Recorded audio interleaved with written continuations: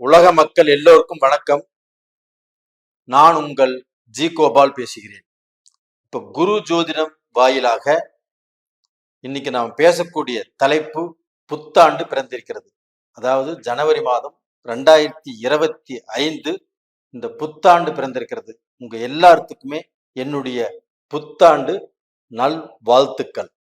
இந்த புத்தாண்டில் உங்களுடைய எண்ணம், உங்களுடைய முயற்சிகள், உங்களுடைய ஆசைகள், உங்களுடைய அன்பான வாழ்க்கை இது எல்லாமே குறையில்லாமல் நிறைவாக இருக்கும்னு சொல்லி எல்லாம் வல்ல இறைவனை வேண்டிக் கொள்கிறேன். இன்னைக்கு ஜனவரி மாத பலன் பார்க்கிறோம். ஜனவரி மாத பலன் ஆகப்பட்டது தனுசு ராசிக்காரங்களுக்கு பார்க்கிறோம்.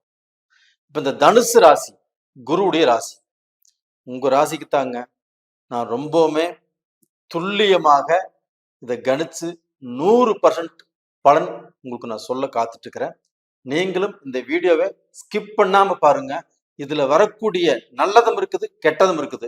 உங்களுக்கு சில விஷயங்கள் தடையா இருக்குது, சில விஷயங்கள் நடக்கல. ஏன் நடக்கல அதற்கு பரிகாரமும் கடைசியில் நான் சொல்லுவேன். அப்ப டோட்டலா பாத்தீங்கன்னா இப்போ இந்த 100% நான் துல்லியமா கணிச்சிருக்கிறேன் அப்படின்னா தனுசு ராசிக்காரங்கள் குருவுடைய ஆதிக்கம் படைத்தவர்கள். அந்த குருவுடைய ஆதிக்கம் படைத்தவர்களுக்கு தனுசு ராசிக்காரங்களுக்கு ராசிக்கு 2ஆம் இடத்துல புதனும் சூரியனும் இணையறாங்க. அந்த புதனும் சூரியன் யாரும் தர்ம கர்மாதிபதிகள். அப்போ ஜனவரி 15ஆம் தேதிக்கு மேல அந்த சூரியனும் புதனும் இணைவதால் தனுசு ராசிக்காரங்களுக்கு தர்ம கர்மாதிபதி யோகம் கிடைக்கிறது. அப்ப இதன் மூலியமாக 9ஆம் இடத்ததிபதியும் 10ஆம் இடத்ததிபதியும் ஒன்று சேரக்கூடிய காலகட்டத்திலிருந்து இவங்களுடைய வாழ்க்கையில இவங்களுக்கு இருந்த கஷ்டத்திலிருந்து பிரச்சனையிலிருந்து ஒருபடி தள்ளி போய் நல்லா வாழ்வதற்குண்டான ஒரு வாழ்க்கை ஆரம்பமாகிறது. இது போக பாத்தீங்கன்னா தர்ம கர்மாதிபதினா 9ஆம் இடத்ததிபதி 10ஆம் இடத்ததிபதி இவங்களுடைய சேர்க்கை இவங்களுக்கு உயர்வை கொடுக்கும், நல்ல ஒரு செல்வாக்கை கொடுக்கும். அதே சமயத்துல திருமண வாழ்க்கைய ஒரு திருப்தியாக கொடுக்கும். அப்போ அந்த 9ஆம் இடம் அப்படிங்கிறது இவங்களுக்கு வாழ்க்கையில உச்சகட்ட பலன்களை தனுசு ராசிக்காரங்களுக்கு கண்டிப்பாக கொடுக்கும். அப்ப இந்த 9ஆம் இடம் 10ஆம் இடம் இவங்களுக்கு நல்லதுதான் பண்ணும். அது போக பாத்தீங்கன்னா இவங்களுடைய ராசிக்கு 3ஆம் இடத்துல சுக்கிர பகவானும் சனி பகவானும் இணைஞ்சிருக்கிறாங்க. அப்ப அந்த சுக்கிர பகவானும் சனி பகவானும் 3ஆம் இடத்துல இணைஞ்சிருக்கிறதுனால இவங்களுடைய முயற்சிகள், இவங்களுடைய எண்ணங்கள், இவங்களுடைய போக்கு எல்லாமே திருப்தியான முறையில கண்டிப்பாக நடக்கும். அப்ப கடந்த காலங்கள்ல இவங்களுக்கு அந்த குரு 6ஆம் இடத்துக்கு வந்த நாள்ல இருந்து கடன், கஷ்டம், ரோகம், பிரச்சனை இதுதான் அந்த குரு 6ஆம் இடத்துல இருக்கும்போது செய்யும். அந்த 6ஆம் இடத்துல இருக்கக்கூடிய குரு தான் இன்னைக்கு வரைக்கும் அவங்களுக்கு தொந்தரவு, பிரச்சனைகள், மனவேதனை. ஒரு விஷயத்தை எடுத்தா நம்ம செய்ய முடியல, ஒரு விஷயம் நமக்கு எல்லாமே தடுங்கலாயிட்டு இருக்குது, நம்மளுக்கு எந்த ஒரு நேர்வழியில போனாலும் எதுவுமே நல்லது நடக்க மாட்டேங்குது அப்படிங்கிற வேதனையை தனுசு ராசிக்காரங்களுக்கு கொடுக்குது. இது குருவுடைய வேலை. அதே சமயத்துல இந்த சுக்கிர பகவானும் சனி பகவானும் உங்களுக்கு பாத்தீங்கன்னா 9ஆம் இடத்தை பார்க்குது. சுக்கிரனும் பாக்குறாங்க, சனியும் பாக்குறாங்க. அப்ப அந்த 9ஆம் இடத்தை பார்ப்பதால் உங்களுடைய பாக்கிய ஸ்தானத்தை சுக்கிர பகவானும் சனி பகவானும் பார்க்கறதுனால கண்டிப்பாக அந்த சனி பகவானால உங்களுக்கு யோகமான பலன் தான் கிடைக்கும், சுக்கிர பகவானால யோகமான பலன் தான் கிடைக்கும். அப்ப அந்த சனி தொழில் காரகன். அவங்க 9ஆம் இடத்தை பார்க்கும்போது நம்மளுக்கு சில பாக்கியங்கள். இப்போ பாக்கியம்னா என்ன? வாழ்க்கையில் நமக்கு வேலை கிடைக்கணும், நமக்கு தொழில் நல்லா அமையணும், நல்ல மனைவி அமையணும், ஒரு குழந்தை பாக்கியம் கிடைக்கணும். இது எல்லா விஷயத்திலையுமே அந்த பாக்கியம் அப்படிங்கிறது கண்டிப்பாக உங்களுக்கு ஏதாவது ரூபத்துல எங்க குறை இருக்குதோ அந்த குறையை நிவர்த்தி பண்ணி வைக்கும். இது கண்டிப்பாக இது நடக்கும். அது போக பாத்தீங்கன்னா கேது 10ஆம் இடத்துல இருக்கிறாங்க. அப்ப அந்த 10ஆம் இடத்துல இருக்கக்கூடிய அந்த கேது பகவான் உங்களுக்கு எந்த ரூபத்திலையும் கெடுதல் பண்ண மாட்டாரு. 10ல ஒரு பாவியாவது இருக்கும்னு சொல்லுவாங்க, அங்கே பாவிதான் இருக்கிறாங்க. அப்ப அந்த 10ஆம் இடம் அப்படிங்கிறது உங்களுக்கு எந்த குறையுமே இல்லை.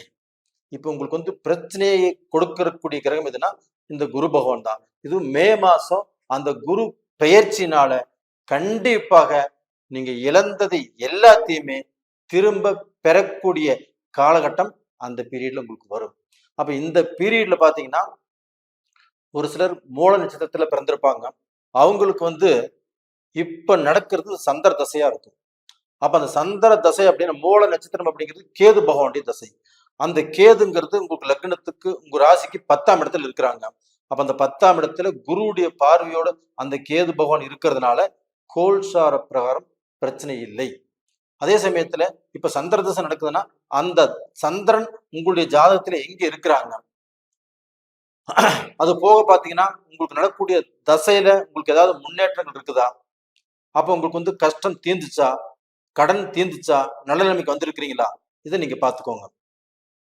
இதுல வந்து பாத்தீங்கன்னா உங்களுக்கு நல்லதோ கெட்டதோ உங்களுக்கு தசை எப்படி நடத்துது, அந்த அந்த தசைக்குரிய கிரகம் எங்க இருக்குது, அதுதான் முதல் பாயிண்ட். அதை நீங்க செக் பண்ணிக்கணும். ரெண்டாவது பாத்தீங்கன்னா போராட நட்சத்திரத்துல பிறந்திருப்பாங்க. அவங்க பிறக்கும்போது சுக்கிர திசை, அப்ப சூரிய திசை, சந்திர திசை, செவ்வாய் திசை, ராகு திசையில அவங்க டிராவல் பண்ணிட்டு இருப்பாங்க.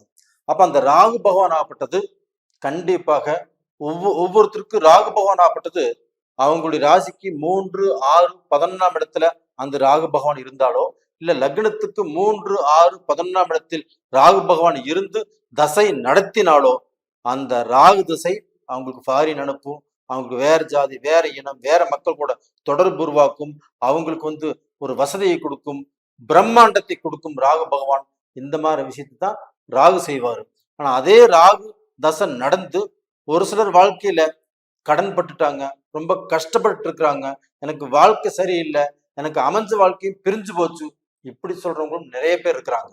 அப்போ உங்களுடைய ஜாதகத்துல அந்த ராகு எங்க இருக்கிறாரு அப்படின்னு நீங்க பாருங்க. உங்களுடைய ஜாதகத்தை பார்த்தால் மட்டும்தான் இதற்கு பலன். இப்ப கோல்சார பிரகாரம் நான் பார்க்கிறேன், உங்களுக்கு பலன் எல்லாமே நல்லா இருக்குது, நீங்க நல்லா இருப்பீங்க, உங்களுக்கு தொழில் நல்லா இருக்கும், உங்களுக்கு கல்யாணங்கிறது நல்லா ஆகும், உங்களுக்கு வந்து தடைப்பட்ட பிரச்சனைகள் உங்களுக்கு எல்லாமே நடக்கும் அப்படின்னு சொல்றேன். நான் சொன்ன பிரகாரம் உங்களுக்கு நடக்கிறது இல்லை. அப்ப என்ன ஆகுனா, இவர் சொல்றாரு நம்மளுக்கு நடக்கல, எங்க போய் அவர் சொல்றது நடக்குது அப்படிங்கிற ஒரு எண்ணம் கூட என்னுடைய மேல வரலாம். அது தப்பு இல்லை. ஆனால் உங்களுடைய ஜாதகத்தை கண்டிப்பாக நீங்க பாருங்க, ஒரு ஜோசியர்கிட்ட கொடுத்து பாருங்க. அப்ப அந்த தசை எங்க இருக்குது, அந்த தசைக்குரிய கிரகம் ஆகப்பட்டது அந்த கிரகம் உங்க ஜாதகத்துல எங்க இருக்குது, நல்ல இடத்துல இருக்குதா, கெட்ட இடத்துல இருக்குதா, ஏன் நம்மளுக்கு வந்து எல்லாமே நடக்க மாட்டேங்குது அப்படிங்கிறது உங்களுக்கு தெரிஞ்சிடும். அப்போ உங்களுக்கு தெரிஞ்ச ஜோசியர்கிட்ட பாருங்க, இல்லை நம்ம கிட்ட பார்க்கணும்னாலும் கீழே நம்பர் கொடுத்துருக்க கான்டாக்ட் பண்ணுங்க, ஒன்றும் தப்பு இல்லை. அதுபோக உத்திராட நட்சத்திரம் அதுல பிறந்தவங்களாப்பட்டது சூரிய திசையில பிறந்திருப்பாங்க.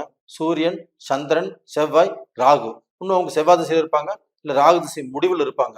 அவங்களுக்கு அதே மாதிரிதான் இந்த ராகுனால நல்லது நடக்கணும், ஆனா நல்லது நடக்கல. இப்ப நான் சொல்றேன், இந்த ராகு திசை வந்துச்சுன்னா பெரிய லெவல்ல முன்னேற்றத்தை கொடுக்கும், செல்வாக்கு கொடுக்கும். அந்த ராகு நின்ன ஸ்தானம் நம்மளுக்கு தெரிஞ்சிருக்கணும். இப்ப கோல்சார பிரகாரம் ராகு 6ஆம் இடத்துல இருக்குதுன்னு வச்சுக்கோங்களேன். இங்க 6ஆம் இடத்துல இருக்குதுன்னா அந்த ராகு பகவான் உங்களுக்கு நல்ல பலனை தான் கொடுப்பாரு, கொடுத்தே ஆகணும். ஆனா உங்களுடைய ஜென்ம ஜாதகத்துல ராகு நின்ன ஸ்தானம் சரியில்லைன்னா ஒன்றும் பண்ணவே முடியாது. அதனாலதான் உங்களுடைய ஜென்ம ஜாதகத்தை இங்கேயே கொடுத்து செக் பண்ணிக்கோங்க.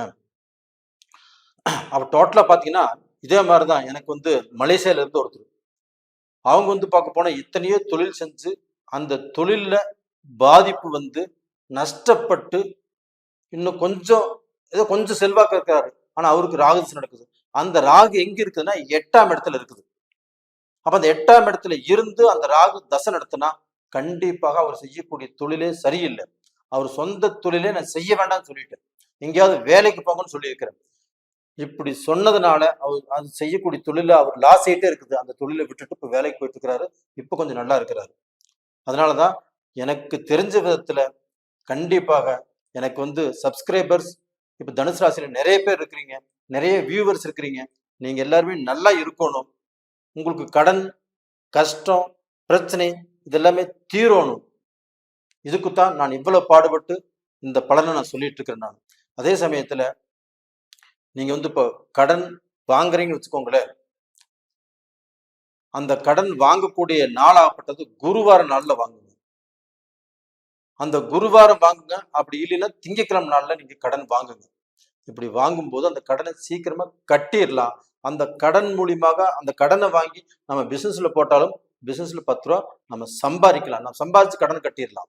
அப்ப மேலும் மேலும் நம்ம கடன் ஆகிறதுங்கிறது கண்டிப்பாக தவிர்க்க முடியும். அப்ப டோட்டலா பாத்தீங்கன்னா நீங்க போக வேண்டிய கோயில் எது அப்படின்னா, இப்ப திங்கட்கிழமை குருவாரம் நீங்க கடன் வாங்குறீங்க அப்படின்னா, அதனால இப்போ நம்ம ஒரு நல்ல நிலைமையில் இருக்கிறோம். மற்ற நாட்கள்ல கடன் வாங்கி இப்ப கடன் ஜாஸ்தி ஆயிடுச்சு. அப்ப அந்த கடனை கட்ட முடியல அப்படின்னா, நீங்கள் போகக்கூடிய கோயில் என்னன்னா, திருச்செந்தூர் முருகர் கோயிலுக்கு போயிட்டு வாங்க. அந்த திருச்செந்தூர் முருகர் கோயிலுக்கு போயிட்டு வரோம்னா, அதற்கு முன்னாண்ட நீங்க வீட்டுல 9 நாள் அந்த திருச்செந்தூர் முருகரை நினைச்சு ஒரு கைப்பிடி திருநீரை ஒரு மஞ்சள் துணியில போடுங்க. அது மாதிரி 9 நாள் 9 பிடி போட்டு அந்த மஞ்சள் துணியில கட்டி அந்த திருநீர் எடுத்துட்டு போயிட்டு அந்த கடல்ல கரைச்சு விட்டுருங்க. உங்களுடைய கடன், உங்களுடைய கஷ்டம், உங்களுடைய குடும்பத்தில் இருக்கக்கூடிய சோதனைகள், பிரச்சனைகள் எல்லாமே தீரும். கண்டிப்பா இதை பண்ணுங்க. நல்ல நிலைமைக்கு வருவீங்க. நல்லா இருப்பீங்க. நேயர்களே, இந்த பதிவு பிடிச்சிருக்குன்னு நினைக்கிறேன். பிடிச்சிருந்தா சப்ஸ்கிரைப் பண்ணுங்க, லைக் பண்ணுங்க. உங்களிடமிருந்து விடைபெறுவது உங்களின் ஜி கோபால். நன்றி, வணக்கம்.